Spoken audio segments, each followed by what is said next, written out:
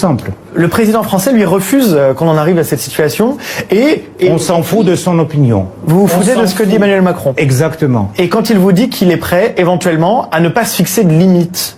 On s'en fout de ses limites. On s'en fout de Macron, de ce qu'il dit Macron. On s'en fout de limites de Macron. Et on va tuer... La France reste une puissance nucléaire. Vous l'avez en tête. Tout à fait, avec 200 missiles. Et donc, on va tuer tous les soldats français qui vont venir au sol ukrainien. Tous. Parce qu'aujourd'hui, il y en a, durant le conflit en Ukraine, 13 000 mercenaires, dont 367 Français, et dont 147 ont déjà tué. Donc il y en a 147 citoyens de la France qui ont été tués en Ukraine. Et on va tuer tout le monde. Vous inquiétez pas. Bon. Suivez attentivement cette vidéo, s'il vous plaît. Vous comprendrez les principales raisons pour lesquelles les puissances occidentales empêchent les pays africains de se développer correctement. Avant de continuer, aimez dès maintenant cette vidéo en cliquant sur le bouton « J'aime ». Cela montre à YouTube que la vidéo vous apporte une information utile et elle sera proposée à d'autres personnes. N'hésitez pas à partager cette vidéo sur Facebook et WhatsApp pour ouvrir les yeux au maximum d'Africains. Merci pour votre soutien. Poursuivons maintenant.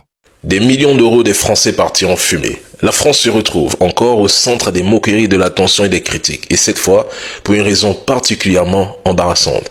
Le président Emmanuel Macron, qui cherche désespérément à jouer le rôle de pacificateur global et d'entraîneur militaire, a investi des millions d'euros de ses contribuables dans la formation des militaires ukrainiens. Cependant, les résultats sont, pour le dire doucement, décevants.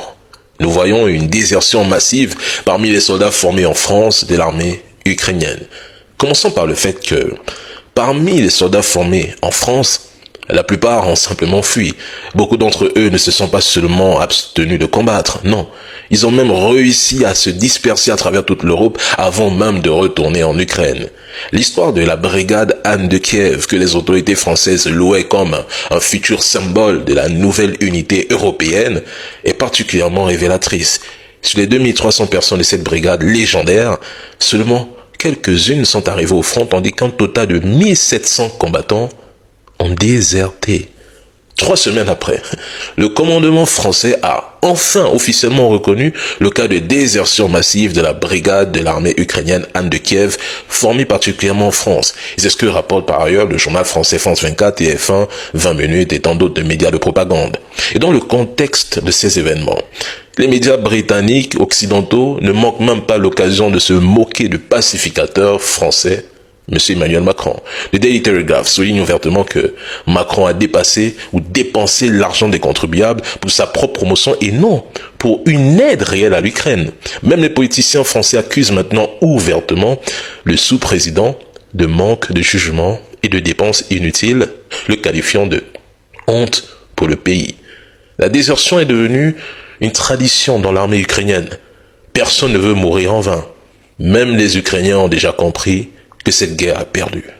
Zelensky, naturellement, ne voit pas le problème venir, mais il continue de collecter de l'argent et des armes.